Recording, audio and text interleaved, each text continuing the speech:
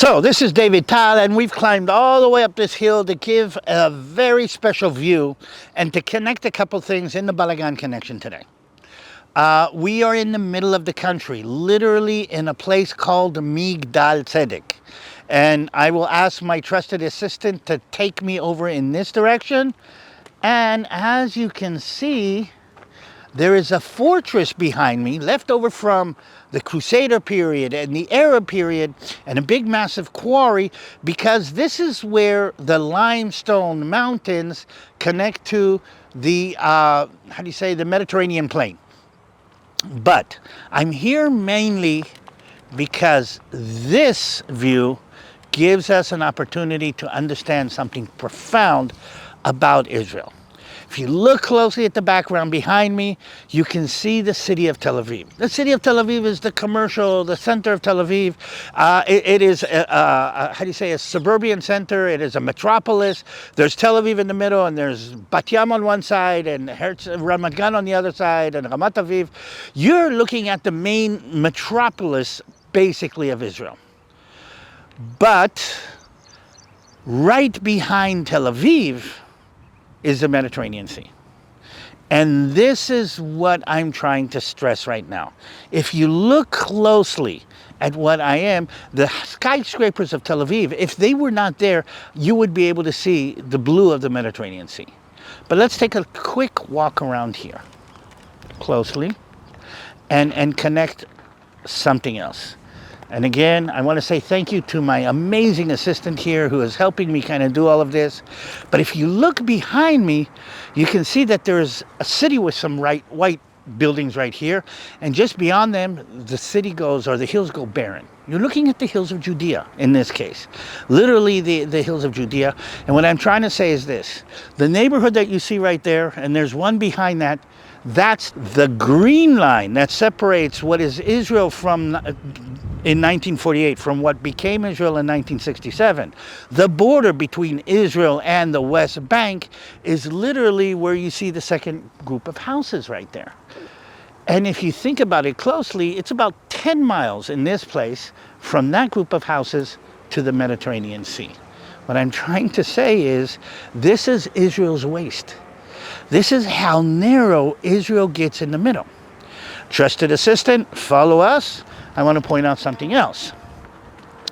Just to the right of the Crusader fortress that we see right here, just to the right behind that, and if we can wait a couple of minutes, is the Ben Gurion Airport. That's the airport, the main international airport where everything comes in and everything lands. Wait a minute. So if that's the West Bank, that is our main metropolis in here. This is our international airport. You're standing in a very strategic place in the middle of the country, and what I'm trying to impress on you is this. It's a very, very small country, smaller than New Jersey, 19 times smaller than California. I mean, it's a very small country, and everything is up close and very, very personal.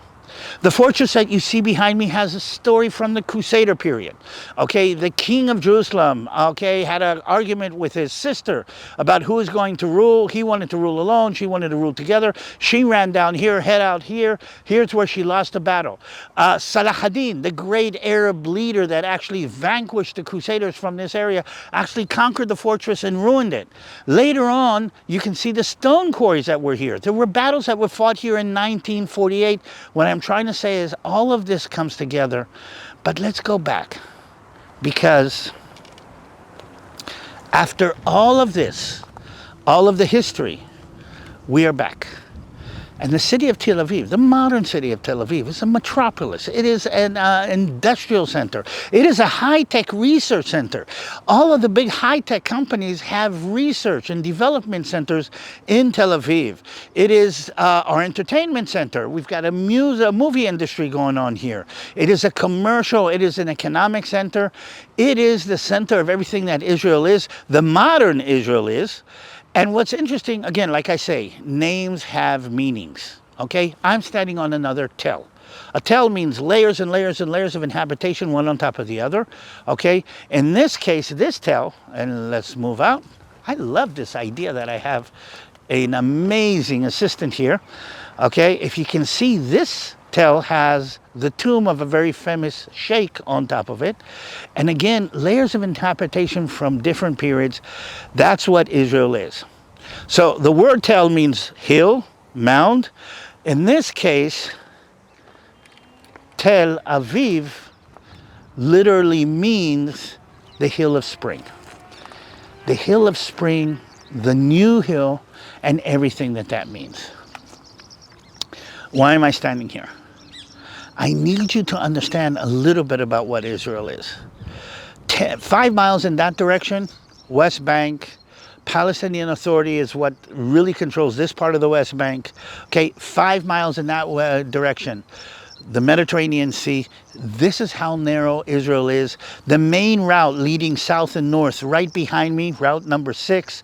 Right behind that is route number 4, which is the secondary route. Right behind that is route number 6. One, you can see that. The buildings that you can see, the whole metropolis that you can see, you're looking about half the population of the state of Israel. Meaning the people that live within eyeshot of what we've just now done, people that live within eyeshot, it's probably about 4.5, maybe 5 million people. This is the center of the country. We're a very small country. But like I've said, look at how beautiful. You can hear the birds in the background. You see everything going on.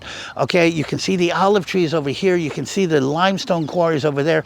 It's a beautiful, beautiful country. But we say God gave us an amazing country, just put us in a very bad neighborhood. And this was a hill where I can indicate a little bit about the neighborhood, how small it is, how close it is, and how precarious Israel's situation is. And just to tie one more thing below us.